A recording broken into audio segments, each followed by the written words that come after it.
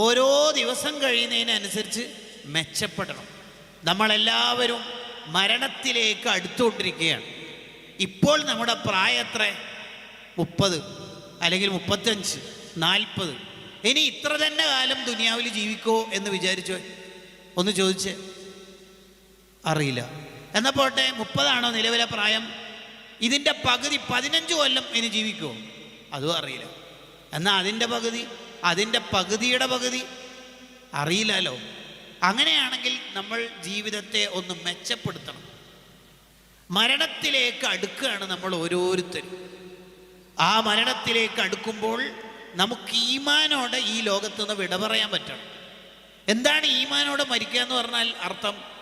ഒന്നുകിൽ അയാളുടെ ഹൃദയത്തിലും അള്ളാഹുവിനെ കുറിച്ച് ചിന്തയുണ്ട്, അയാളുടെ നാവിലും ആ ദിക്റുണ്ട്. അതാണ് ഈമാനോടെ മരിക്കുക എന്ന് പറയുന്നതിൻ്റെ ഒരർത്ഥം.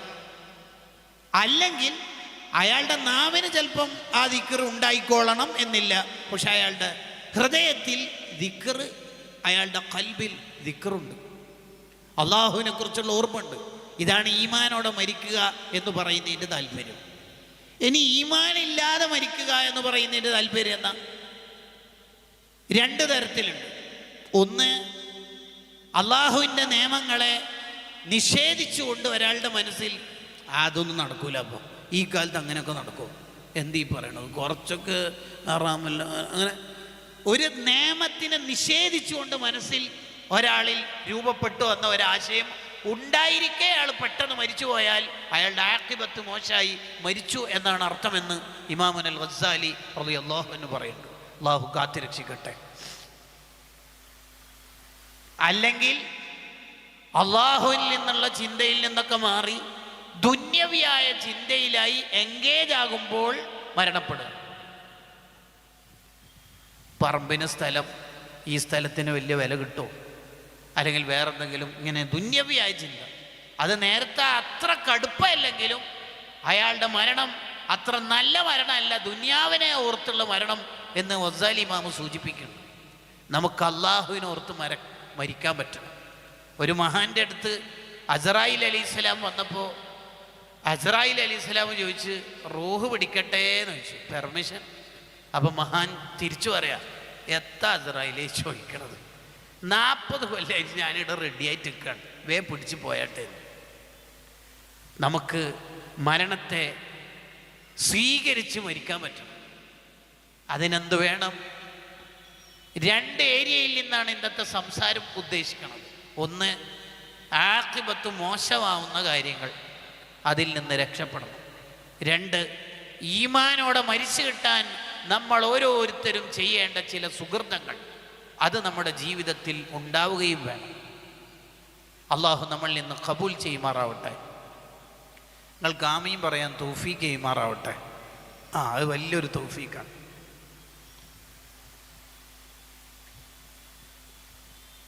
ഒരാൾ മോശമായി മരിക്കുക, ആഖിബത്ത് ചീത്തയാവുക എന്ന് പറഞ്ഞാൽ അതിനേക്കാൾ പരാജയം വേറില്ല.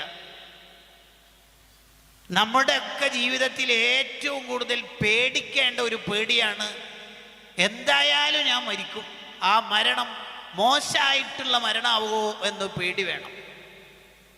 സയ്യിദുനാ ഉസ്മാൻ ബിൻ അഫ്ഫാൻ റളിയല്ലാഹു അൻഹു പറയുന്നതാണ്, എപ്പോഴും പേടിക്കണം, ഈമാനില്ലാതെ ഞാൻ മരിച്ചു പോകുമോ എന്ന പേടി വേണം. ഒരാൾക്ക് ആ പേടിയില്ല എന്ന് വിചാരിക്കാം, ഞാനാ അങ്ങനെ മരിക്കാനാ, എത്ര കൊല്ലായി ഈ പ്രസ്ഥാനത്തിൽ, അല്ലെങ്കിൽ ദർസിൽ, അല്ലെങ്കിൽ മുത്തഅല്ലിമായിട്ട്, അല്ലെങ്കിൽ ഇങ്ങനെ. ഒരാൾക്ക് സ്വന്തം തോന്നുകയാണ് എൻ്റെ ഈമാൻ നഷ്ടപ്പെടൂല എന്ന് തോന്നുകയാണ്. മാ അമിന അഹദുൻ അലാ ദീനിഹി ഇല്ലാ സുലിബാന. അങ്ങനെ ഒരാൾക്ക് തോന്നിയാൽ അയാളെ ഈമാൻ നഷ്ടപ്പെടാനുള്ള സാധ്യത കൂടുതലാണ്. അല്ലാഹു കാത്തുരക്ഷിക്കട്ടെ. മഹാന്മാർ പോലും ഭയപ്പെട്ട ഒരു കാര്യമാണല്ലോ സൂഉൽ ഖാത്തിമ, മോശമായിട്ട് മരിച്ചേക്കോ എന്ന് പേടിച്ചു. സ്ഥിരമായി ഹജ്ജ് ക്ലാസ് എടുക്കുന്ന മനുഷ്യൻ ഈമാനില്ലാതെ മരിച്ചത് കിതാബിലുണ്ട്. വർഷങ്ങളോളം പള്ളിയിൽ ബാങ്ക് വിളിച്ച മനുഷ്യൻ ഈമാനില്ലാതെ മരിച്ചത് കിതാബിലുണ്ട്. നമുക്കോരോരുത്തർക്കും ആ പേടി ഉണ്ടാവണം. എൻ്റെ മരണം ഈമാനില്ലാതാവോ, അല്ലാഹുവേ എൻ്റെ മരണം ഈമാനില്ലാതാവോ എന്ന പേടി വേണം. ആ പേടി ഉണ്ടെങ്കിലേ ഈമാനോടെ മരിക്കാനുള്ള പണി നമ്മൾ എടുക്കുള്ളൂ. ഈമാൻ നഷ്ടപ്പെടുന്ന കാര്യങ്ങളിൽ നിന്ന് മാറി നിൽക്കുള്ളൂ. 8 തെറ്റുകുറ്റങ്ങളെ ദഖീറത്തുൽ ഖൈർ എന്ന കിതാബ് പരിചയപ്പെടുത്തുന്നുണ്ട്. ഈ തെറ്റുകുറ്റങ്ങൾ ഒരാളുടെ ജീവിതത്തിൽ ഉണ്ടെങ്കിൽ അയാളുടെ മരണം ഈമാനില്ലാതെ ആവാൻ സാധ്യത കൂടുതലാണ്. ഏതാണ് ആ തെറ്റുകുറ്റങ്ങൾ? 1, അക്ലു റിബ, പലിശ തിന്നുന്ന ഒരു തെറ്റ്. പലിശയുമായി ബന്ധമുള്ള തെറ്റുണ്ടെങ്കിൽ അള്ളാഹു യുദ്ധം പ്രഖ്യാപിച്ച തെറ്റാണത്. അള്ളാഹു ഒരു കാര്യത്തിന് യുദ്ധം പ്രഖ്യാപിച്ചിട്ടുണ്ടെങ്കിൽ അതിനർത്ഥം ഇബ്നു ഹജറുൽ ഹൈതമി തങ്ങൾ പറഞ്ഞല്ലോ, അതിനർത്ഥം ഈമാനില്ലാതെ മരിക്കാനുള്ള സാധ്യത കൂടുതലാണ്. ഒരു തരത്തിലും നമുക്ക് പലിശയുമായി ബന്ധം പാടില്ല. അതിനെ ന്യായീകരിക്കുന്ന ഏത് വകുപ്പുണ്ടെങ്കിലും അതിനെ നമ്മൾ ഉൾക്കൊള്ളുകയല്ല വേണ്ടത്. എനിക്കത് വേണ്ട എന്ന് തീരുമാനിക്കണം. മഹാന്മാരെല്ലാം ആ വിഷയത്തിൽ കാണിച്ച സൂക്ഷ്മത കേട്ടാൽ നമ്മൾ ഞെട്ടിപ്പോവും. ചില മഹാന്മാർ ആർക്കെങ്കിലും പണം കടം കൊടുത്താൽ തിരികെ വാങ്ങുമ്പോൾ അവർ കുറച്ച് പണം കുറച്ചിട്ടേ വാങ്ങുള്ളൂ. ഉദാഹരണത്തിന് ഇങ്ങനെ എണ്ണി 1000 രൂപ എന്നൊക്കെ ഉദാഹരണം പറയാണ്. 1000 രൂപ ഒരാൾക്ക് കടം കൊടുത്തു എന്ന് കരുതുക. തിരികെ വാങ്ങുമ്പോൾ മഹാൻ പറയും 990 മതി. അതെ, അല്ല അന്ന് എണ്ണി തന്നത് ചിലപ്പോൾ 990 ആണെങ്കിലോ 1000 എന്നുള്ളത് തെറ്റിയിട്ട് സംഭവിച്ചതാണെങ്കിലോ ഞാനിപ്പോൾ 990 തന്നിട്ട് എക്സ്ട്രാ 10 വാങ്ങുമ്പോൾ പലിശയാവൂലേ? കുല്ലു കർലിൻ ജറ മൻഫഅതൻ ഫഹുവ റിബ. കടം കൊടുത്തിട്ട് ലാഭം കൊയ്യുന്ന എല്ലാ ഇടപാടും പലിശയാണല്ലോ. അതുകൊണ്ട് എനിക്ക് വേണ്ട 990 മതി എന്ന് പറയൂ. അത്ര നേരത്തെ പണമടച്ചിട്ട് പണിക്കൂലിയില്ല എന്ന ലാഭത്തിൽ ഫർണിച്ചറും ജ്വല്ലറിയിൽ നിന്ന് സ്വർണ്ണമൊക്കെ വാങ്ങുന്ന ആൾക്കാരുണ്ടാവും നമ്മുടെ നാട്ടിൽ. ഏത് ബിസിനസ് നമ്മൾ ചെയ്യുമ്പോഴും ഏത് ഇടപാട് പർച്ചേസ് ചെയ്യുമ്പോഴും ഫഖീഹായ ഒരാളെടുത്തുനിന്ന്, ഇൽമ പഠിച്ച ഒരാളെടുത്തുനിന്ന് ചോദിച്ചിട്ടല്ലാതെ നമ്മൾ ഇടപെടരുത്. പലിശ അതിന് ചിലപ്പോൾ ന്യായീകരിക്കാൻ ഇന്ന ഉസ്താദ് ഉണ്ട് എന്നൊക്കെ നമ്മളെ പെടുത്താൻ വേണ്ടി പറയും. പെട്ടുപോകരുത്, അത്രയും വലിയ തെറ്റാണ്. ഹദീസ് പറഞ്ഞല്ലോ, പലിശയിലൂടെ ഉള്ള ഒരു ദിർഹം 30 വ്യഭിചാരത്തിനേക്കാൾ കടുപ്പമാണ്. 27ാം രാവിന് പോലും ശിക്ഷിക്കപ്പെടുന്ന ഒരു വിഭാഗമാണ് പലിശക്കാർ എന്ന് ഇബ്നു ഹജർ തങ്ങൾ അവരുടെ വാപ്പാന്റെ ഖബർ സിയാറത്ത് ചെയ്തിട്ടുള്ള അനുഭവം പറയുന്നിടത്ത് സവാജിറിൽ സൂചിപ്പിക്കുന്നുണ്ട്. അതുകൊണ്ട് നമ്മൾ ശ്രദ്ധിക്കണം. കച്ചവടം നടത്തുന്ന ആൾക്കാർ ആരെയും പറ്റിച്ചിട്ട് കച്ചവടം നടത്തരുത്. ഈ വിഷയം പറയാൻ വേണ്ടി മാത്രം യൂസുഫ് നബഹാനി റഹിമഹുള്ളാഹ് ഒരു കിതാബ് തന്നെ ഉണ്ട്, ദലീലു തുജാർ. ഗംഭീര കിതാബ്. അതിൽ പറയുന്നതാണ് മനുഷ്യന്മാർ ഈ പറ്റിക്കുന്ന പല രീതി. സ്റ്റോക്ക് കുറവാണ്, നിങ്ങൾക്കായതുകൊണ്ട് ഈ പൈസക്ക് തരുന്നതാണ്, ഞാൻ ഇന്നാലെടുത്തുനിന്ന് എടുത്തുകൊണ്ടാണ് വില കുറച്ച് തരാൻ പറ്റുന്നത്, നിങ്ങളും നമ്മളും തമ്മിലുള്ള ആ ബന്ധത്തിലാണ് ഈ സംഗതി തരുന്നത് എന്നൊക്കെ പറഞ്ഞ് ഇങ്ങനെ കസ്റ്റമറെ പറ്റിക്കണ പരിപാടി നമ്മൾ ചെയ്യരുത്. മനുഷ്യരെ പറ്റിച്ചിട്ട് ഇടപാട് നടത്തിയാൽ ഉള്ള പ്രശ്നം എന്താ? ആ സമ്പത്തിൽ അള്ളാഹു ബർക്കത്ത് നൽകൂല. എന്താ അങ്ങനെ പറഞ്ഞ അർത്ഥം? ആ സമ്പത്ത് കൊണ്ട് മനുഷ്യരെ പറ്റിച്ചുകൊണ്ട് സമ്പാദിച്ച സമ്പാദ്യം കൊണ്ട് ആഖിറത്തിൽ ഉപകരിക്കുന്ന ഒരു കാര്യം ചെയ്യാനും ഈ പണം കൊണ്ട് കഴിയൂല. അതാണ് സമ്പത്തിലെ ബർക്കത്ത് നഷ്ടപ്പെടുക എന്ന് പറഞ്ഞാലുള്ള ഒരർത്ഥം. ഈ പണം കൊണ്ട് അയാൾക്ക് ആഖിറത്തിൽ ഉപകരിക്കുന്ന ഒരു ഖൈറും ചെയ്യാൻ കഴിയില്ല. മഹാന്മാരൊക്കെ കാണിച്ച സൂക്ഷ്മത നോക്കൂ. സയ്യിദുനാ അബൂ ഹനീഫ റളിയല്ലാഹു അൻഹു ഒരാൾക്ക് കടം കൊടുത്തു, തിരികെ കിട്ടാനുള്ള ഡേറ്റായി, അയാൾ തിരികെ തന്നില്ല. മഹാനവറുകൾ അയാളെടുത്ത് നിന്ന് ചോദിക്കാൻ വേണ്ടി അവരുടെ വീട്ടിൻ്റെ അടുത്തേക്ക് പോയി. വീട്ടിൻ്റെ മുറ്റത്ത് നിന്നിട്ട് ആ പണം തിരികെ വേണം എന്നാവശ്യപ്പെട്ടപ്പോൾ ഈ കടം വാങ്ങിയ ആൾ പറഞ്ഞു, അതിനെ ഈ മുറ്റത്ത് വെയിലത്ത് വെക്കണത്, വീട്ടിൻ്റെ ഉള്ളിൽ കയറുന്നില്ലെങ്കിൽ ഈ സൺഷെയ്ഡിൻ്റെ തണലെങ്കിലും കൊള്ളാലോ, ഒന്ന് കയറിയിരിക്കും. മഹാൻ പറഞ്ഞു വേണ്ടാന്ന്. എന്തേ കാരണം എന്ന് ചോദിച്ചു. ഞാൻ നിങ്ങൾക്ക് 10,000 തന്നല്ലോ, ഉദാഹരണം, ആ 10,000 എനിക്ക് തിരികെ തരുമല്ലോ, അത് മതി. അതിൻ്റെ കൂടെ നിങ്ങളെ വീടിൻ്റെ തണൽ കൂടി അനുഭവിക്കുമ്പോൾ എക്സ്ട്രാ ആയില്ലേ, പലിശയാവുമെന്ന് പേടിയുണ്ട്, അതുകൊണ്ട് ആ തന്നത് അങ്ങോട്ട് തന്നാൽ മതി. യാ റബ്ബ്, ഈ മഹാന്മാരുടെ മുന്നിലേക്കല്ലേ നമ്മൾ പോകേണ്ടത്?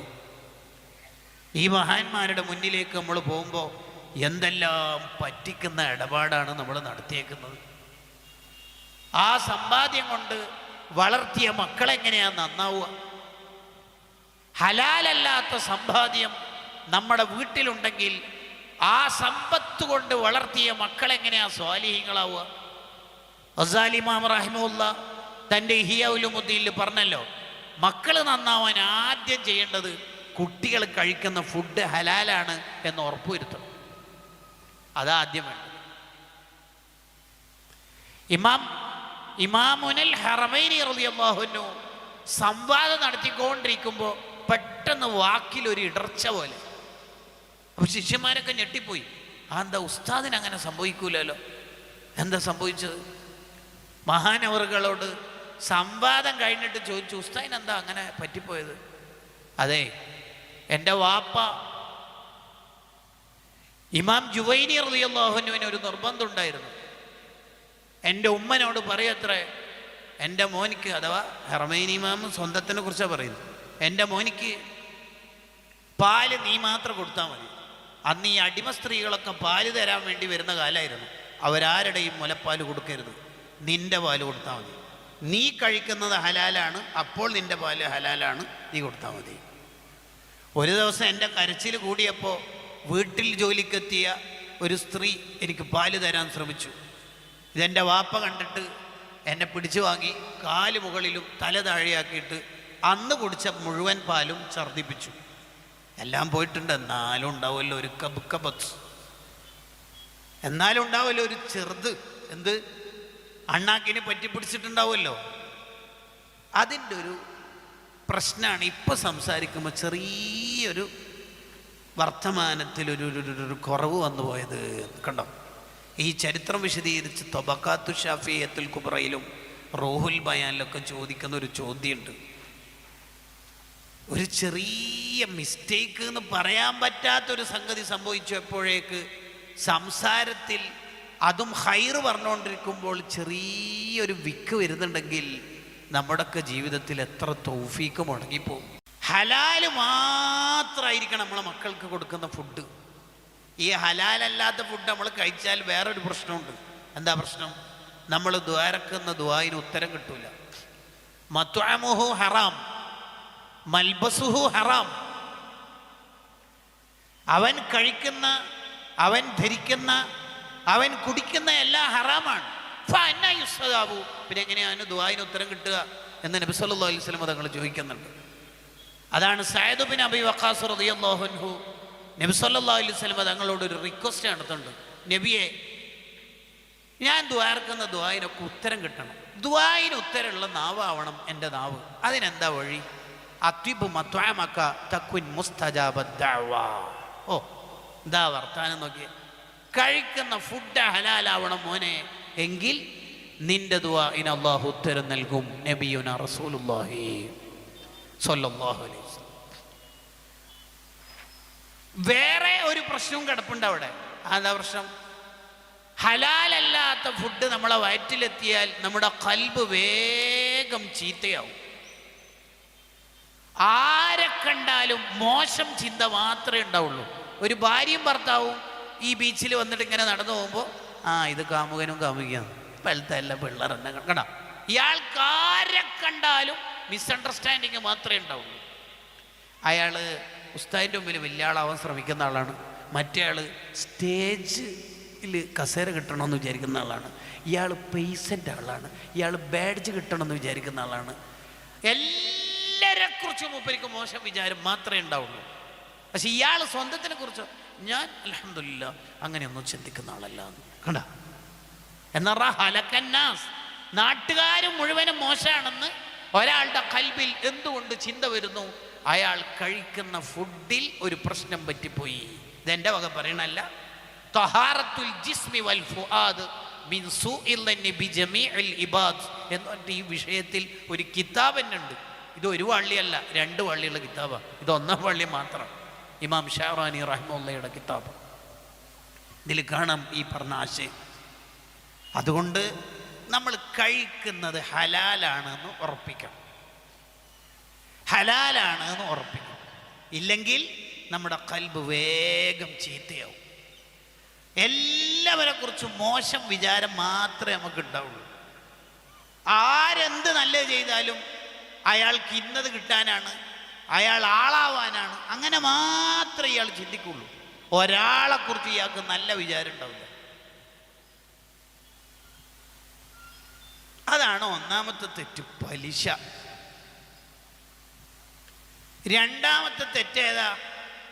മരണം മോശമാവുന്ന 8 തെറ്റുകുറ്റങ്ങളിൽ രണ്ടാമത്തത് മുആദത്തു ഔലിയാ ഇല്ലാഹി തആല വഉലമാഇ ദീനി വഅഹ്ലി ബൈത്തി ത്വാഹിരീൻ. ആലിമീങ്ങളോട് ശത്രുത ഉണ്ടാവുക, സ്വാലിഹീങ്ങളോട് വെറുപ്പുണ്ടാവുക, തങ്ങന്മാരെ കുറ്റം പറയുക, തങ്ങന്മാരോട് വെറുപ്പുണ്ടാവുക. തങ്ങന്മാർക്ക് സമൂഹത്തിൽ വലിയ ബഹുമാനം ഉണ്ടാവും, ആ ബഹുമാനമൊന്നും ഇയാൾക്ക് തീരെ പിടിക്കണില്ല. ആലിമീങ്ങളെ എല്ലാവരും ഫോളോ ചെയ്യുമ്പോൾ ഇയാൾ ഭയങ്കരമായിട്ട് അതിനെ എതിർക്കുന്നു. സോഷ്യൽ മീഡിയ കാലം അതിനു വേണ്ടിയാണ് ഇപ്പോൾ ഉപയോഗിക്കുന്നത്. ഒരൊറ്റ ആലിമിനെയും നമ്മൾ കുറ്റം പറയാൻ പാടില്ല. ഏത് സംഘടനക്കാരനാണെങ്കിലും ആലിമിനെ തൊട്ടാൽ പിന്നെ നമ്മൾ ആഖിറം പോകും. ലാ തഗ്തബൻ അഹദൻ, ഒരാളെ നീ ഗീബത്ത് പറയരുത്. ഫളൻ അനിൽ ഉലമ, വിശേഷിച്ച് ആലിമിനെ കുറ്റം പറയാൻ പാടില്ല. പ്രിയപ്പെട്ടവരെ, ഇപ്പോൾ ഗീബത്തും നമീമത്തൊക്കെ വ്യാപകമായ കാലാണ്. യഥാർത്ഥത്തിൽ ആഖിറത്തിൽ പാപ്പറാവേണ്ടി വരും. അല്ലെങ്കിൽ തന്നെ നന്മ തിന്മ തൂക്കുന്ന തുലാസിൽ ദാവൂദ് നബി അലൈഹിസ്സലാം അള്ളാഹുവിനോട് ചോദിക്കുന്നുണ്ടല്ലോ, ഈ തുലാസ് എനിക്കൊന്ന് കാണിച്ചു തരുമോ? കണ്ട ഉടനെ ദാവൂദ് നബി ബോധം കെട്ട് വീണുപോയി. ദാവൂദ് നബി ബോധം തെളിഞ്ഞതിന് ശേഷം ചോദിക്കുന്നുണ്ട്, ഇത്ര വലിപ്പുള്ള തുലാസാക്കിയാലേ എങ്ങനെ നിറക്ക റബ്ബേന്ന്. ആകാശഭൂമികൾ ഈ നന്മയുടെ തട്ടിൽ വെച്ചാൽ വലിയ ചെമ്പ് പാത്രത്തിൽ ഒരു കോയനിട്ട ഫീലിംഗ് ഉണ്ടാവും, അത്രേ ഉണ്ടാവുള്ളൂ. മനുഷ്യന്മാര് കുറേ അമലുണ്ട് എന്ന് വിചാരിച്ചിട്ട് കൊണ്ടുവന്നാൽ ഒരു ഈച്ചന്റെ ചിറകിന്റെ അത്ര പോലും ഖനം ഉണ്ടാവില്ല എന്ന് ഹദീസിൽ കാണാം. ആ നന്മയുടെ തട്ട് നിറക്കണമെങ്കിൽ എത്ര പണിയുണ്ട്. അതന്നെ നമ്മുടെ പൊട്ടിയ പൊളിഞ്ഞ ഇബാദത്ത്, ഖുശൂ ഇല്ലാത്ത, ഭയഭക്തി ഇല്ലാത്ത, ഷർത്തൊക്കാത്ത കുറേ പൊട്ടിയും പൊളിഞ്ഞ ഇബാദത്താണ് നമുക്ക് ഓരോരുത്തർക്കുള്ളത്. ഇതുകൊണ്ട് എങ്ങനെയെങ്കിലും കഷ്ടപ്പെട്ട് ബോണസ് മാർക്കൊക്കെ കിട്ടി, അമലുഹു മുളാഫ്, കുറച്ച് വർദ്ധിത മൂല്യമൊക്കെ കിട്ടി രക്ഷപ്പെടാനിരിക്കുമ്പോൾ നമ്മൾ ആരെങ്കിലും ഗീബത്തും നമീമത്തും പറഞ്ഞിട്ടുണ്ടെങ്കിൽ അവർ അത് കൊണ്ടുപോകും. അത് ആരെ പറഞ്ഞാലും അങ്ങനെ തന്നെ. ഇബ്നു റജബുൽ ഹംബലി തങ്ങൾ പറയുന്നുണ്ട്, ചില മക്കളുടെ അടുത്ത് ഉമ്മ വരുമ്പം തന്നെ ഉമ്മാക്ക് ഭയങ്കര ഹാപ്പി ആയിരിക്കും. കാരണം മലക്കൾ പറഞ്ഞു കൊടുക്കും, ഈ മോനെ അയാളെ ഭാര്യനോട് നിന്നെക്കുറിച്ച് കുറേ ഗീബത്ത് പറഞ്ഞു. അപ്പോൾ ഉമ്മാക്ക് ആഖിറത്തിൽ അൽഹംദുലില്ലാഹ്, ഞാൻ എങ്ങനെയെങ്കിലും ഇവിടെ കുടുങ്ങി പരാജയപ്പെട്ടിട്ട് രക്ഷപ്പെടാൻ നോക്കുകയാണ്, എൻ്റെ മോനൻ എനിക്ക് സംഭാവന ചെയ്യുന്നുണ്ടല്ലോ, ഈ മോൻ്റെ ഹജ്ജും ഉംറയൊക്കെ കൊണ്ടുപോകും. ഉമ്മ എല്ലാവരും അവിടെ നഫ്സി നഫ്സി എന്ന് പറയുമ്പോൾ സ്വന്തം ഉമ്മ എന്നെ മക്കളെടുത്തുനിന്ന് ഇബാദത്ത് പോകും. ഒരാളും സ്വന്തം സ്വർഗ സീറ്റ് ഉറപ്പിക്കാതെ മറ്റുള്ളാക്ക് ശഫാഅത്തൊന്നും ചെയ്യൂല. അവനവൻ്റെ സ്വർഗ സീറ്റ് ആദ്യം ഉറപ്പിക്കും, എന്നിട്ട് ബാക്കിയുള്ളവർ ഉണ്ടോ ഇല്ലയോ എന്ന് ചെക്ക് ചെയ്യാനേയുള്ളൂ, ചിന്തിക്കാനേയുള്ളൂ. ഉമ്മ വന്നിട്ട് മക്കളുടെ ഇബാദത്തുണ്ട്. ഉമ്മ മോനോട് പറഞ്ഞു, എന്തടാ റമദാനല്ലേ, ഈ മാസമാണോ നീ മറ്റേ മാളിലൊക്കെ പോക്ക്, ബീച്ചൊക്കെ പോക്ക്, റമദാനെ ബഹുമാനിക്കേണ്ട 20 റക്അത്ത് തറാവീഹ് നിസ്കരിക്കുക, അത് കഴിഞ്ഞിട്ട് നേരെ ബീച്ചിൽ പോവുക. എടാ റമദാനോടൊരു ബഹുമാനം വേണ്ടേ എന്ന് മോനോട് പറഞ്ഞു. ആ മോനെ റൂമിൽ കയറിയിട്ട് വൈഫിനോട് പറയാം, തന്ത വൈബ് ഈരാത പഠിക്കുന്നു എന്താ ആരെ പറഞ്ഞ കുറ്റം? ഉമ്മാനെ. അന്നത്തെ തറാവീഹ് ഉമ്മാൻ്റെ അക്കൗണ്ടിലേക്ക് പോകും. അത് കണ്ടിട്ട് ഉമ്മാക്ക് ആഖിറത്തിൽ വലിയ സന്തോഷം ഉണ്ടാകും. ഇബ്നു റജബുൽ ഹംബലി തങ്ങൾ പറയേണ്ട ആവശ്യം. അതാരെ ഗീബത്ത് പറഞ്ഞാലും അങ്ങനെ പോവും, പാപ്പറാവും, ആഖിറത്തിൽ പാപ്പറാവും. അതൊരു ആലിമിനെ പറഞ്ഞാലോ, ഇയാൾ സിറാത്ത് പാലത്തിൽ നിന്നിട്ട് ഇയാൾ അങ്ങ് കുടുങ്ങി ഉരുകിപ്പോയിട്ട് നരകത്തിലേക്ക് പോകും അത്രേ. ആലിമീങ്ങൾ പറഞ്ഞാൽ അതിന് നിൽക്കരുത്. ലുഹൂമുൽ ഉലമാഇ മസ്മൂമ, ആലിമീങ്ങളെ മാംസം വിഷാണ്. അത് നമ്മളെ ഈമാൻ അങ്ങ് ഇല്ലാതാക്കി കളയും. അബൂ ഹനീഫ റളിയല്ലാഹു അൻഹുവിന്റെ നെറ്റിയിൽ ഒരു തേള് വന്ന് കടിച്ചു.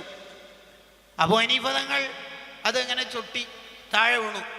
ശിഷ്യന്മാര് അതിനെ കൊല്ലാൻ വേണ്ടി നോക്കിയപ്പോൾ അബൂ ഹനീഫ റളിയല്ലാഹു അൻഹു പറഞ്ഞു, ഇൽമിന്റെ അഹലുകാരെ മാംസവും രക്തമൊക്കെ വിഷയല്ലേ, അപ്പൊ നിങ്ങളെന്തിനാ കൊല്ലണത്?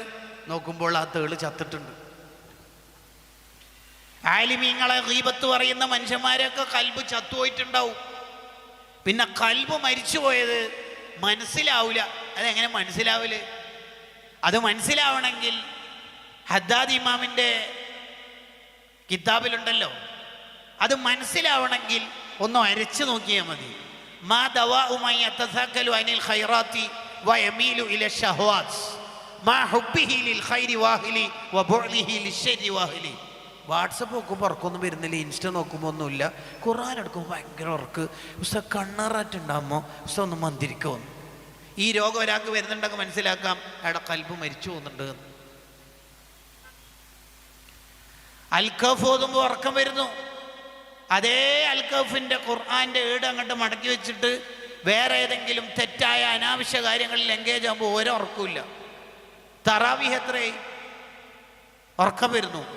അതേ മനുഷ്യൻ പള്ളിയിൽ നിന്ന് പുറത്തിറങ്ങി ഉപ്പിലിട്ടതോ ഫുൾ ജാറിലോ എൻഗേജ് ആയാൽ ഒരുറക്കം ഉണ്ടാവില്ല.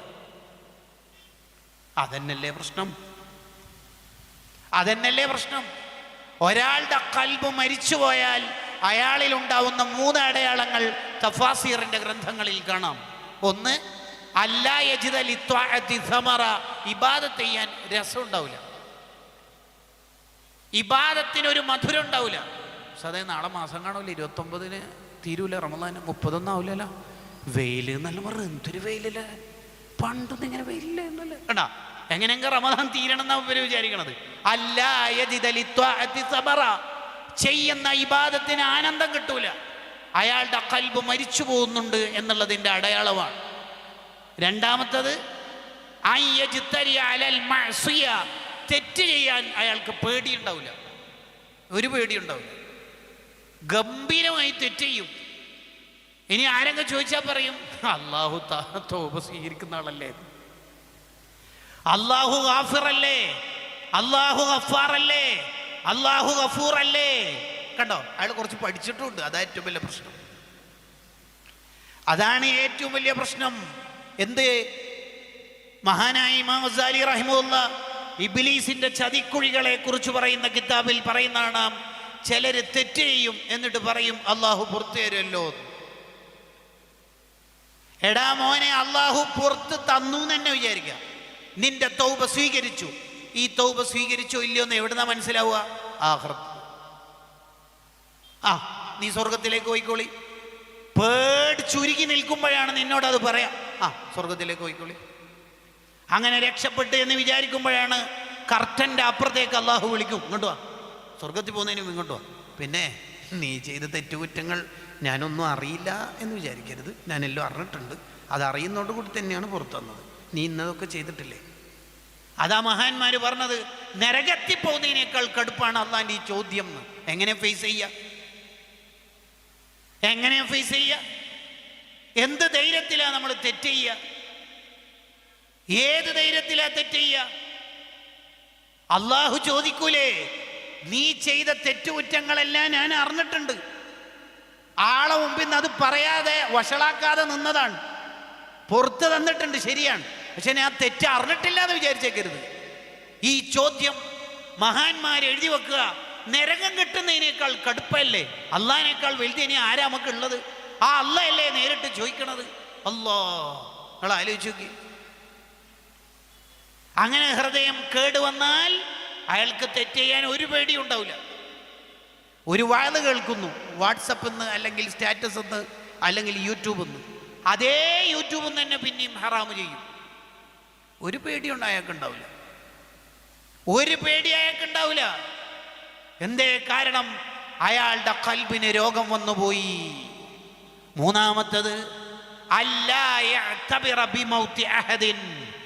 ആര് മരിച്ചാലും ഞാൻ മരിക്കും എന്ന ചിന്ത അയാൾക്കുണ്ടാവില്ല.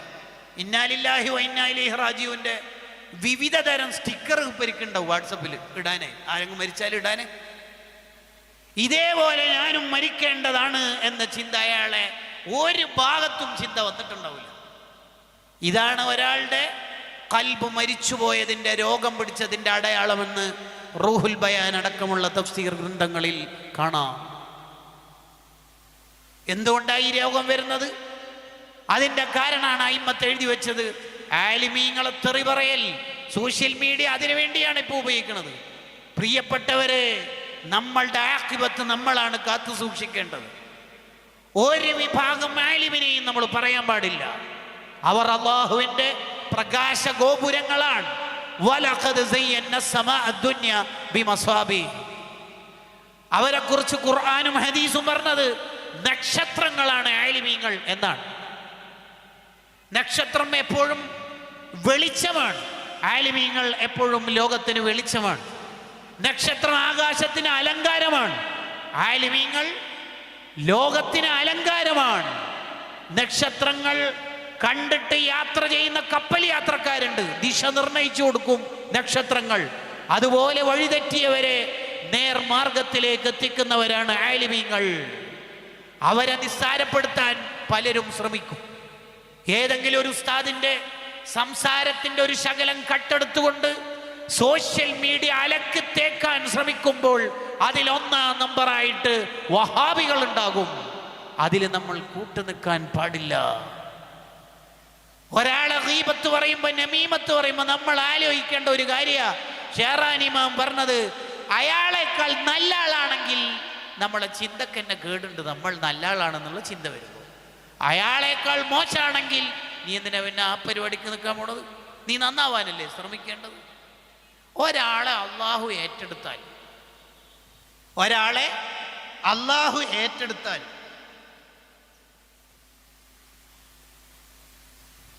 അയാളെ ഉന്നത സ്ഥാനത്ത് എത്തിക്കണമെന്ന് അള്ളാഹ്ക്ക് താല്പര്യമുണ്ട്.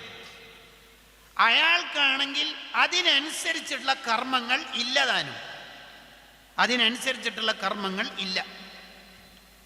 അയാൾക്ക് സ്വർഗത്തിൽ വലിയ സ്ഥാനം കൊടുക്കണമെന്ന് അള്ളാഹുക്ക് താല്പര്യമുണ്ട്. എന്നാൽ അള്ളാഹ് എന്താ ചെയ്യുക? സ്വർഗത്തിലേക്ക് മനുഷ്യന്മാരെ എത്തൽ അള്ളാഹുവിൻ്റെ ഫضല് കൊണ്ടും റഹ്മത്തും കൊണ്ടുമാണ്. സ്വർഗത്തിലെ സ്ഥാനങ്ങൾ നിർണ്ണയിക്കുന്നത് അവരവർ ചെയ്ത കർമ്മങ്ങൾക്കനുസരിച്ചാണ്. അതാണ് ജസാഅൻ ബിമാ കാനൂ യഅമലൂൻ എന്ന് പറയുന്നതിൻ്റെ ഒരു താല്പര്യം. ഇയാളെ ഗംഭീര സ്ഥാനത്തേക്ക് എത്തിക്കണം എന്ന് അള്ളാഹ്ക്കുണ്ട്. അയാൾക്കാണെങ്കിൽ അതിനനുസരിച്ചിട്ടുള്ള അമൽ ഇല്ലതാനും. അങ്ങനെയെങ്കിൽ അള്ളാഹ് എന്താ ചെയ്യുന്നറിയാം? ആ ഉസ്താദിനെ അല്ലെങ്കിൽ ആ ആലിമിനെ, ആ സ്വാലിഹായ മനുഷ്യനെ, ആ സയ്യിദിനെ ശത്രുക്കൾക്ക് വിട്ടുകൊടുക്കും. 2 ദിവസത്തേക്ക് മീഡിയക്ക് വിട്ടുകൊടുക്കും. ഉദാഹരണം പറയാം, ശത്രുക്കൾക്ക് വിട്ടുകൊടുക്കും, അല്ലെങ്കിൽ മഹല്ല് ഗ്രൂപ്പിൽ വിട്ടുകൊടുക്കും. തുടങ്ങി ചർച്ച. ഉസ്താദ് പോയി പോലും അല്ലേ? പോയതല്ല, ഒഴിവാക്കിയതല്ലേ? തുടങ്ങി. ആ ചർച്ചയിൽ 28 ഹാജിക്കമാർ അവരുടെ ഭാഗധേയത്വം തെളിയിച്ചിട്ടുണ്ട്. 308 ഉംറ ചെയ്ത മനുഷ്യന്മാർ ആ ഗ്രൂപ്പിലുണ്ട്. അവരും അതിൽ സജീവമായി ചർച്ചയ്ക്ക് പങ്കെടുത്തിട്ടുണ്ട്. തീർന്നിട്ടില്ല, എല്ലാവരും പരമാവധി അതിൽ പങ്കെടുത്തു. ഡയറക്റ്റ് പങ്കെടുക്കാൻ പറ്റാത്ത സ്ത്രീകളില്ലാത്ത ഗ്രൂപ്പായതുകൊണ്ട് സ്ത്രീകൾ അങ്ങനെ ആ പ്രശ്നമുണ്ട് എന്ന് പറഞ്ഞിട്ട് ഭർത്താവിനോടുണ്ട്, ഭർത്താവും അത് അങ്ങോട്ട് കോട്ട് ചെയ്യുന്നുണ്ട്. അങ്ങനെ എല്ലാവരും നാട്ടിലുള്ള 308 വീട്, മഹല്ല് 308 വീടുണ്ട്, അവരെല്ലാവരും അതിൽ പങ്കെടുത്തു. എല്ലാവരും അതിൽ പങ്കെടുത്തു. രാത്രി 12:05 ആയപ്പോൾ ആരോ ചോദിച്ചു, എന്തിനാണ് നല്ല റമദാനൊക്കെ ഫിത്നയും ഫസാദും മറ്റും സമാൻ കളയണത്? എന്നാൽ പോട്ടെ, നിർത്തിയൊക്കെ വാഹിർ ദഅ്വാന അൽഹംദുലില്ലാഹി റബ്ബിൽ ആലമീൻ. ചർച്ച അവസാനിച്ചു. ഇനി ഞാൻ ഇബാറത്ത് വായിക്കാം. ഇദാ അറാദല്ലാഹു തആല അൻ യുർഖിയ അബ്ദൻ മിൻ അബീദിഹി ഇല ദറജാത്തിൽ ഉലാ അല്ലത്തി ലാ യബ്ലൂഹ ബിഅമലിൻ. അയാൾ കർമ്മം ചെയ്തിട്ട് ഏതായാലും ഇത്ര ഉന്നത സ്ഥാനത്തേക്ക് എത്തിക്കാൻ എന്തായാലും നടക്കൂല. അത്ര കർമ്മമൊന്നും അയാൾക്കില്ല. അയാളാണെങ്കിൽ വലിയ സ്ഥാനത്തേക്ക് എത്തിക്കണമെന്ന് അള്ളാഹ്ക്ക് താല്പര്യം ഉണ്ടെങ്കിൽ ഫറുബ്ബമ ഖയ്യദ ലഹുൽ അഅദാ, ശത്രുക്കൾക്ക് വിട്ടുകൊടുക്കും. മീഡിയയിലോ വാട്സപ്പ് ഗ്രൂപ്പിലോ കൊടുക്കും. ഫഅശാഉ അൻഹു ശൈഅൻ മിനർ റദാഇലി ഫീ ബലദിഹി ഔ ഇഖ്ലീമിഹി. അയാളെക്കുറിച്ച് തെറ്റായ കുറേ വർത്തമാനങ്ങൾ നാട്ടുകാർ ഇങ്ങനെ പ്രചരിപ്പിക്കും. അങ്ങനെ പ്രചരിപ്പിച്ച് ഫയൻഖിലുല്ലാഹു തആല അഅമാലഹും അസ്വാലിഹ ഇലാ സ്വഹീഫത്തിഹി. ഈ 308 ആളുടെയും എല്ലാ കർമ്മങ്ങളും ഇയാളുടെ ഏടിലേക്ക് അള്ളാഹു മാറ്റും. ഫയുസ്ബിഹു ഫീ ലൈലത്തിൻ വാഹിദ, ആ ഒറ്റ രാത്രി കൊണ്ട് അയാൾ ആ നാട്ടിലെ ഏറ്റവും വലിയ സൂഫിയാവും. കാരണം 28 ഹജ്ജ്, 308 ഉംറ, പിന്നെ 48 പവൻ സ്വർണം സ്വതക്ക് ചെയ്തത് എല്ലാം മൂപ്പരുടെ വീട്ടിലേക്ക് എത്തും. വഹു അക്സറുന്നാസി അമലൻ മിൻ ഹൈസു ലാ യശ്ഉറു ലദീന വഖഉ ഫീ ഗീബത്തിഹി. അയാൾ നാട്ടുകാരൊന്നും അറിയാതെ വലിയ സൂഫിയായി മാറിയിട്ടുണ്ടാവും. വഹും മഅ ദാലിക യظنون അന്നഹും അഹ്സനു ഹാലൻ മിൻഹു. നാട്ടുകാർ വിചാരിക്കുന്നത് മൂപ്പറേക്കാൾ സംഭവം നമ്മളാണ്.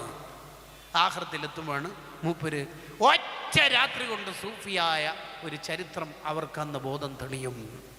അതുകൊണ്ട് ദയവ് ചെയ്തിട്ട് ഈ പണിക്ക് നിൽക്കരുത്, ഈ പിരാന്തിന് നിൽക്കരുത് എന്നാണ് നാടൻ മലയാളം പറയേണ്ടത്. പിരാന്ത് എന്നല്ല, ശരിക്കും മലയാളം ഭ്രാന്ത് എന്നാണ്. അങ്ങനെ പറഞ്ഞ ഒരു പഞ്ച് കിട്ടാത്തതുകൊണ്ടാണ് ഞാൻ പറയുന്നത് ഇതൊരു പിരാന്താണ്. ശരിക്കും നമ്മളോട് ശത്രുത ഇങ്ങോട്ടോ നമുക്ക് അങ്ങോട്ടോ ഉള്ള ആളെ ഗീബത്ത് പറയാന്ന് പറഞ്ഞാൽ നമ്മൾ നിസ്കാരം കൊടുക്കുക, നോമ്പ് കൊടുക്കുക എന്നല്ലേ അതിൻ്റെ അർത്ഥം. അതല്ലേ മഹാന്മാർ പറഞ്ഞത്. നമുക്ക് മനസ്സിലാൻ വേണ്ടിയിട്ട് പറയുന്നൊരു ടേം ഉണ്ടല്ലോ, മഹാന്മാർ പറഞ്ഞല്ലോ. അഥവാ നിനക്ക് ഗീബത്ത് പറഞ്ഞാലേ നിൻ്റെ ഷഹവത്ത് തീരുള്ളൂ എങ്കിൽ, ആരെങ്കിലുമൊക്കെ ഗീബത്ത് പറഞ്ഞാലേ എനിക്ക് ഇങ്ങോട്ട് ഇതിൻ്റെ പൂതി തീരുന്നുള്ളൂ എങ്കിൽ നിൻ്റെ ഉപ്പാനിയും ഉമ്മാനിയും പറഞ്ഞോളി. എന്നാൽ പിന്നെ കുടുംബത്തിൽ നിന്ന് തന്നെ കെട്ടിക്കുന്ന പോലെ സ്വത്ത് പുറത്തേക്ക് പോകില്ല. അത് ഭയങ്കര വർത്താനായി പോയി.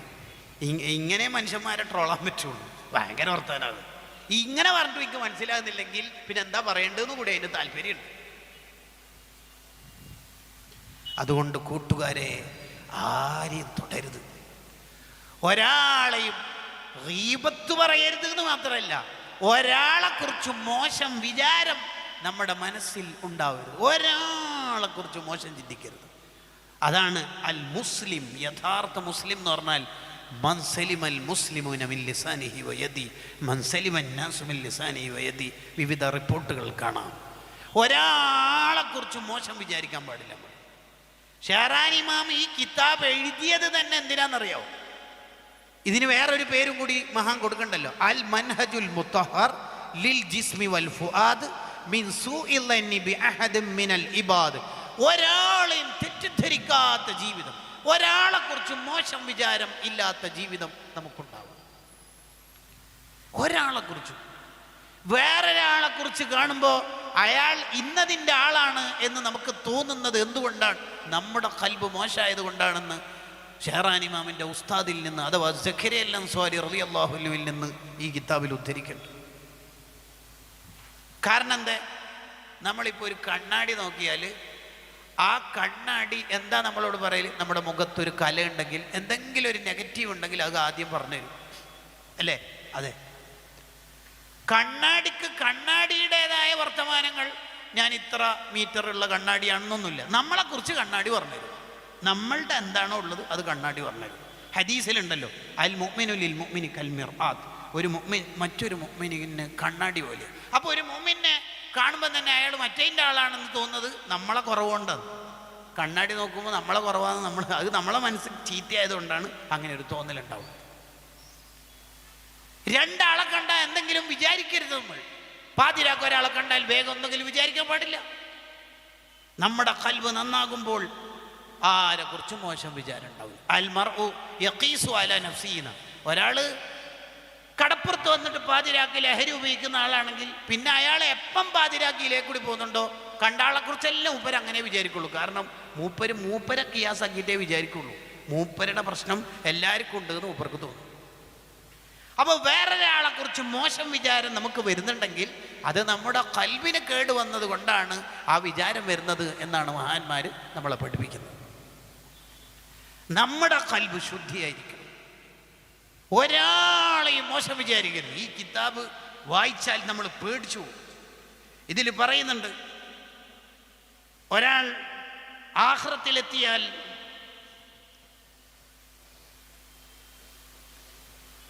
അയാളുടെ നന്മകളെല്ലാം മറ്റുള്ളവർ കൊണ്ടുപോകും.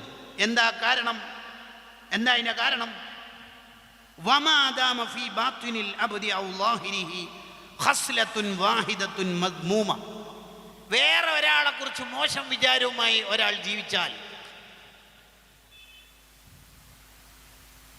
ലഅല്ല ജമീഅ അഅ്മാലിൽ അബ്ദിൽ ഖാലിസ ഇയാൾ ഇഖ്ലാസോടെ ചെയ്ത എല്ലാ കർമ്മങ്ങളും ആരെക്കുറിച്ചാണോ മോശം വിചാരിച്ചത് അയാൾ അള്ളാഹിനോട് പറയും ആ കർമ്മങ്ങളിൽ എനിക്ക് വേണോ, അതെല്ലാം കൊണ്ടുപോകും.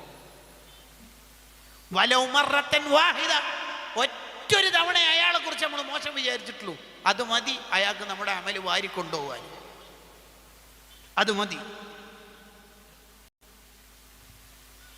എന്നിട്ട് ഷഹറാനി ഇമാം വിശദീകരിക്കുക, വഅലം യാ അഖി, എൻ്റെ പൊന്ന സഹോദര ഇതൊന്ന് കേൾക്ക്, അന്ന കുല്ല മൻ ഫതഹ അലാ നഫ്സിഹി ബാബ സൂഇൽ ളന്നി ബിന്നാസ്, ജനങ്ങളെക്കുറിച്ച് തെറ്റിദ്ധാരണയുമായി മോശം വിചാരവുമായി ഒരാൾ നടക്കുന്നുണ്ടെങ്കിൽ കസറത്തു അഖ്സാമുഹു യൗമൽ ഖിയാമ, അയാൾക്കെതിരെ വാദിക്കാൻ ഈ ജനങ്ങളെല്ലാം വരും. ഫറുബ്ബമാ ഫനിയത്ത് ഹസനാതുഹു അല്ലതി യൂഫാ മിൻഹൽ ഖുസൂം, ഈ തർക്കിക്കാൻ വേണ്ടി വന്ന ആൾക്കാരൊക്കെ നിന്റെ നന്മകൾ വാരി വാരി വാരി കൊണ്ടുപോയി നിന്റെ ബാലൻസ് മുഴുവൻ എംപ്റ്റി ആവും, വട്ടപൂജ്യാവും. സുമ്മ വലഉ അലൈഹി മിൻ സയ്യിആതിഹിം, പിന്നെ അവരുടെ MDMഉം ആ തെറ്റുകുറ്റങ്ങളും നിനക്കിട്ട് തരും നിന്റെ തലയിൽ. നീ ഇന്നേ വരെ ലഹരി ഉപയോഗിച്ചിട്ടുണ്ടാവില്ല, നീ ഏതോ ഒരു കുട്ടിനെ കുറിച്ച് അങ്ങനെ വിചാരിച്ചോണ്ടതാ അയാളുടെ തെറ്റുകുറ്റങ്ങൾ നിന്റെ പേരടിക്കിടുന്നു. വഖുദിഫ ബിഹി ഫിന്നാർ, എത്രയോ നല്ല കർമ്മങ്ങൾ ചെയ്ത നിന്നെ പിടിച്ച് നരകത്തിലേക്ക് വലിച്ചെറിയും. എന്താ കാരണം? നീ നാട്ടുകാരെ കുറിച്ച് മോശം വിചാരവുമായി നടന്ന ആളാണ്. ആര് ഗീബത്ത് പറഞ്ഞിട്ടൊന്നുമില്ല, കേട്ടിട്ടുമില്ല, പക്ഷെ നിന്റെ ഖൽബിൽ ഓരോരാളെ കുറിച്ചും മോശം വിചാരം. എന്നിട്ട് ഷഹറാനി ഇമാം നമ്മളെ ഉത്ബോധിപ്പിക്കുകയാണ്, വമിനൽ മഅലൂം, എടാ മോനെ നിനക്കറിയില്ലേ, അന്ന അമാല അംസാലിന, നമ്മളെപ്പോലത്തെ ഈ ദുർബലരായ മനുഷ്യന്മാരുടെ ഇബാദത്ത് ലാ യകാദു യതഹസ്സലു ലനാ മിൻഹാ ശൈഉൻ യസിലു ഇല ദാരിൽ ആഖിറ, സ്വർഗത്തിലേക്ക് എത്താൻ മാത്രമൊന്നും നമുക്ക് കർമ്മങ്ങളില്ല, എങ്ങനെയല്ലോ പൊട്ടിയതും പൊളിഞ്ഞതും ഒപ്പിച്ചു കൊണ്ടുപോകുന്നതാണ് എന്ന് നമുക്ക് തന്നെ അറിയില്ലേ. ലി കഥറത്തിമാ യുദ്ഖിലുഹാ മിനൽ ആഫാത്തിൽ മുഹ്ബിത്തത്തി ലഹാ, കുറേ പൊട്ടി പൊളിഞ്ഞ ഇബാദത്താന്ന് നമുക്കറിയാലോ. എന്നിട്ട് ഈ പൊട്ടി ഇബാദത്ത് തന്നെ ആർക്കെങ്കിലും കൊടുക്കുകയാണെങ്കിൽ എന്തിനാ പൊന്നുമോനെ നീ ഈ ദുനിയാവിൽ ജീവിച്ചതും കർമ്മങ്ങൾ ചെയ്തതും? നമ്മളോട് എന്തൊരു സ്നേഹം കൊണ്ടാണ് ഷഹറാനി ഇമാം ഇത് ചോദിക്കണത്. അള്ളാഹു അവിടുത്തെ ദർജ വർദ്ധിപ്പിക്കട്ടെ, അവിടുത്തെ ബർക്കത്തുകൊണ്ട് നമ്മളെ അള്ളാഹു നന്നാക്കട്ടെ. വലിയ സൂഫിയായ മഹാനാണ്, 300-ലധികം കിതാബ് എഴുതിയ വലിയ മഹാനാണ്. എന്നിട്ട് പറയാം, വസമഅതു സയ്യിദി അലിയൻ അൽ ഖവാസ് റളിയല്ലാഹു അൻഹു, എൻ്റെ ഉസ്താദായ അലിയുൽ ഖവാസ് റളിയല്ലാഹു അൻഹു പറയുന്നത് ഞാൻ കേട്ടിട്ടുണ്ട്. യഖൂൽ, എന്താ പറയുന്നത്? മൻ ഫതഹ അലാ നഫ്സിഹി ബാബ സൂഇൽ ളന്നി ബിന്നാസ്, നാട്ടുകാരെ കുറിച്ച് മോശം വിചാരം ഉള്ള ഒരാൾ ആണെങ്കിൽ അയാൾ എപ്പോൾ എല്ലാവരെ കുറിച്ച് മോശം വിചാരം, പക്ഷെ ആരും ഗീബത്തും പറയില്ല. ഇങ്ങനെ മുന്നോട്ട് അങ്ങോട്ട് പോകും ഇങ്ങോട്ട് പോകും, പക്ഷെ എല്ലാവരെ കുറിച്ചും എപ്പോഴെങ്കിലും അയാളോട് ഒന്ന് തുറന്നു വെച്ചാൽ, സതേ ഈ നാട്ടുകാരെ കുറിച്ച് പറയുകയാണെങ്കിൽ കുറേ പറയാനുണ്ട്, ഞാനൊന്നും പറയുന്നില്ല, പറയുകയാണെങ്കിൽ കുറേ ഗീബത്ത് പറയേണ്ടി വരും. വാർത്ത ചുരുക്കത്തിൽ നിന്ന് അതിന് പറയല്, ബ്രീഫ്ലി എക്സ്പ്ലനേഷൻ. എങ്ങനെ പറയുകയാണെങ്കിൽ കുറേ പറയാനുണ്ടാവും, അതിനെ ആയല്ലോ ഫുള്ള്. അങ്ങനെ നാട്ടുകാരെ കുറിച്ച് മോശം വിചാരവുമായി നടക്കുന്ന മനുഷ്യൻ അയാളുടെ മുഴുവൻ രഹസ്യവും പൊളിച്ച് നാറ്റിയിട്ടല്ലാതെ അള്ളാഹു ഈ ദുനിയാവൊന്നും മൂപ്പരെ മരിപ്പിക്കൂല. ദുനിയാവിലായാലും വൽ ആഖിറ, ആഖിറത്തിലായാലും അയാൾ വഷളാവും. അയാളെ ലഗേജ് കൊണ്ടുവന്നിട്ട് ഇത്രയും അമ്പിയാക്കൾ ഔലിയാക്കളും മുമ്പെന്ന് വഷളാക്കിയിട്ടല്ലാതെ അയാൾ മരിക്കൂല, അയാൾ ആഖിറത്തിലെത്തൂല. അതുകൊണ്ട് ഈ പണിക്ക് നമ്മൾ നിൽക്കുക, നല്ല വിചാരമായിട്ട് പോവാം, ആരെ കുറിച്ച് മോശം വിചാരിക്കാൻ. ഇതന്നെ ഏതെങ്കിലും ഒരു ഉസ്താദിൻ്റെ അടുത്തുനിന്ന് ദർസ് പഠിച്ചപ്പോൾ ഗംഭീരം. ഇതാകെ 2 പേജേ ഞാൻ വായിച്ചിട്ടുള്ളൂ, അതിന് 1-ാം വള്ളിയെത്തുന്നു. നമ്മൾ ആരെക്കുറിച്ച് മോശം വിചാരിക്കരുത്, നമ്മുടെ ഖൽബ് നന്നാക്കണം. പ്രത്യേകിച്ച് ആലിമീങ്ങൾ, സ്വാലിഹീങ്ങൾ, തങ്ങന്മാരെ തൊടാൻ പോകരുത്. അഹ്ലു ബൈത്ത് നബി സല്ലല്ലാഹു അലൈഹി വസല്ലം തങ്ങളുടെ ബ്ലഡ് സഞ്ചരിക്കുന്നവരാണ്. ആലിമീങ്ങൾ റസൂലുള്ളാഹിന്റെ അനന്തര സ്വത്തായ ഇൽമ് കൈകാര്യം ചെയ്യുന്നവരാണ്. വഹാബികൾ അങ്ങനെ പലതും പറയും, അതിലൊന്നും നമ്മൾ പെട്ടുപോകാൻ പാടില്ല. നമ്മൾ മുഅ്മിനീങ്ങളാണ്, നമ്മുടെ അമൽ ആർക്കും കൊടുക്കരുത്. അല്ലെങ്കിൽ തന്നെ കഷ്ടപ്പെട്ട് ചെയ്തതാണ് ഈ വെയിലത്തുള്ള നോമ്പും രാത്രിയുള്ള തറാവിയൊക്കെ അതാർക്കും നഷ്ടപ്പെടുത്താൻ നമ്മൾ വകവെച്ചു കൊടുക്കരുത്. മൂന്നാമത്തത് എന്ത്? മൂന്നാമത്തത് ഒരാളുടെ ഈമാൻ നഷ്ടപ്പെടുന്ന മൂന്നാമത്തെ തെറ്റ്, മോശമായി മരിക്കാൻ സാധ്യതയുള്ള മൂന്നാമത്തെ തെറ്റിനെ കുറിച്ച് ദഖീറത്തുൽ ഖൈർ എന്ന ഗ്രന്ഥം പറയുകയാണ്, അൽ കലാമു ഇൻദ സമാഇൽ അദാൻ. ബാങ്ക് കേൾക്കുമ്പോൾ ദുന്യവിയായ സംസാരം. ഹാഫിദ് ജലാലുദ്ദീൻ സുയൂത്തി റളിയല്ലാഹു അൻഹുവിൻ്റെ അഭിപ്രായ പ്രകാരം അത് ഈമാൻ നഷ്ടപ്പെടാൻ സാധ്യതയുള്ള, അഥവാ മരണം മോശാവാൻ സാധ്യതയുള്ള ഒരു തെറ്റാണ്. അതിന് നമ്മൾ നിൽക്കരുത്. ബാങ്കിനെ ബഹുമാനിക്കണം.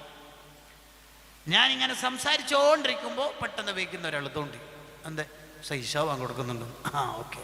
അങ്ങനെ ഞാൻ താഴെ ഇരുന്നിട്ട് ആ തോണ്ടിയാളും ഞാനും തമ്മിൽ എന്തെല്ലാം ഹുസൈൻ എത്ര മണിക്ക് ട്രെയിന്, എന്താ അതിൻ്റെ അർത്ഥം? ബാങ്ക് കൊടുക്കുമ്പോൾ മൈക്കിലൂടെ സംസാരിക്കരുതെന്നോ? അങ്ങനെയാണ് അതിൻ്റെ അർത്ഥം? ബാങ്ക് കൊടുക്കുമ്പോൾ അതവോടെ ഇജാബത്ത് കൊടുത്താൽ അയാളുടെ ഈമാൻ സലാമത്താവും. അബുൽ ഹസൻ ഉഷാദുലി റളിയല്ലാഹു അൻഹു പറയുന്നുണ്ട്, അയാളുടെ ഈമാൻ സലാമത്താവും. ഹാറൂൻ റഷീദിൻ്റെ ഭാര്യ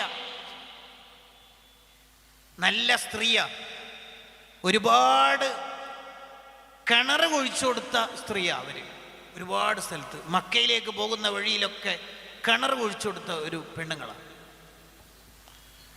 അവർ മരണപ്പെട്ടപ്പോൾ ഒരാൾ സ്വപ്നത്തിൽ കണ്ടു, മാ ഫഅല അല്ലാഹു ബിക്കി, എന്താ നിങ്ങൾ അള്ളാഹു ചെയ്തത്? എനിക്ക് ദോഷങ്ങളൊക്കെ പുറത്തുനിന്ന് നല്ല സ്ഥാനമാനങ്ങളൊക്കെ കിട്ടി, എന്താ കാരണം? ഞാനൊരു ദിവസം കൊട്ടാരത്തിലിരിക്കുമ്പോൾ കുട്ടികളിങ്ങനെ പാട്ട് പാടുന്നുണ്ട്. അപ്പോഴാണ് ബാങ്ക് കേട്ടത്. ഞാൻ കുട്ടികളോട് കീപ് സൈലന്റ്, ഉണ്ടല്ലോ ബാങ്ക് കൊടുക്കേണ്ടത് എന്ന അർത്ഥത്തിൽ പറഞ്ഞു. കുട്ടികളൊക്കെ സംസാരം നിർത്തി, പാട്ട് നിർത്തി. ആ കാരണം കൊണ്ട് എനിക്ക് അള്ളാഹു വലിയ സ്ഥാനം തന്നോ? എങ്ങനെയുണ്ട്? ഏതെങ്കിലും ഒരു ചെറിയ കാര്യമായിരിക്കും നമ്മളെ വിജയിപ്പിക്കുന്നതും നമ്മളെ പരാജയപ്പെടുത്തുന്നതൊക്കെ. നമ്മളെ കണ്ണിൽ അത് വളരെ ചെറുതായിരിക്കും. നന്മ തിന്മ തൂക്കിയിട്ട് നന്മ കൂടുതലായ ഒരു മനുഷ്യൻ പരാജയപ്പെട്ടു എന്ന് വിധി എഴുതുമ്പോൾ അതാ ഒരു തുണി സഞ്ചിയിൽ കുറച്ച് മണ്ണ് വന്നിട്ട് അയാളുടെ നന്മയുടെ തട്ടിൽ വീണു. അതോടുകൂടി അനൗൺസ്മെന്റ് മാറി, ഖദ് സഇദ ഫുലാൻ, ഇതാ ഇയാൾ വിജയിച്ചിട്ടുണ്ട്. ഇയാൾ നോക്കി ഇതേതാ മണ്ണ് നോക്കുമ്പോൾ ഇയാൾ ഒരു മുഅ്മിനിനെ ഖബറടക്കുമ്പോൾ മിൻഹ ഖലഖനാകും എന്ന് പറഞ്ഞിട്ട് പിടി മണ്ണാണ്. അതാണ് അയാളെ രക്ഷപ്പെടുത്തിയത്. കുശൈരി ഇമാമിൽ നിന്ന് മുല്ല അലി അൽ ഖാരി റഹിമഹുല്ലാ അവിടുത്തെ മിർഖാത്തിൽ എഴുതി വെക്കുന്നത് കണ്ടോ? അതാണ് നബി സല്ലല്ലാഹു അലൈഹി വസല്ലം തങ്ങൾ പറഞ്ഞത്, ലാ തഹ്കിറന്ന മിനൽ മഅറൂഫി ശൈആ. മോനെ, ചെറുതാണ് എന്ന് വിചാരിച്ചിട്ട് നിസ്സാരാക്കരുത്. നിന്റെ കയ്യിൽ 10 രൂപയാണെങ്കിൽ ബക്കറ്റിൽ ഇട്ടേക്ക്, അത് ഗംഭീരമായിട്ട് ആഖിറത്തിലെത്തും. നബി സല്ലല്ലാഹു അലൈഹി വസല്ലം തങ്ങളുടെ ഈ ഹദീസ് വിശദീകരിച്ചുകൊണ്ട് നവവി ഇമാം റഹിമഹുല്ലാ പറയുന്നുണ്ട്, ഒരു പക്ഷേ നിന്റെ കണ്ണിൽ ചെറിയൊരു നന്മയായിരിക്കും, അതായിരിക്കും നിന്നെ സ്വർഗത്തിലേക്ക് എത്തിക്കുന്ന ഒരു നന്മ. നവവി ഇമാം എന്നെ പറഞ്ഞല്ലോ, ചെറുതാണ് എന്ന് വിചാരിച്ചിട്ട് സ്വതക്ക ചെയ്യാതിരിക്കരുത്. ആഖിറത്തിലെത്തുമ്പോൾ അത് വലുതായിട്ട് നിനക്ക് കാണാം. ബാങ്ക് കൊടുക്കുമ്പോൾ മര്യാദയ്ക്ക് അദബ് പാലിച്ച് ഇജാബത്ത് കൊടുക്കണം. എന്ത് ചെയ്യുകയാണെങ്കിലും അവിടെ നിർത്തി വെക്കണം. അത് വായിക്കുകയാണെങ്കിലും പഠിക്കുകയാണെങ്കിലൊക്കെ അവിടെ നിർത്തിവെച്ച് ആ ഇജാബത്ത് കൊടുക്കാൻ സമയം കൊടുക്കുക. നമ്മൾ അതിന് ഒരുപാട് മഹത്വങ്ങളുണ്ട്, കൂലിയുണ്ട്. ഞാൻ ദീർഘിപ്പിച്ച് ആ ഭാഗത്തേക്ക് പോകണില്ല.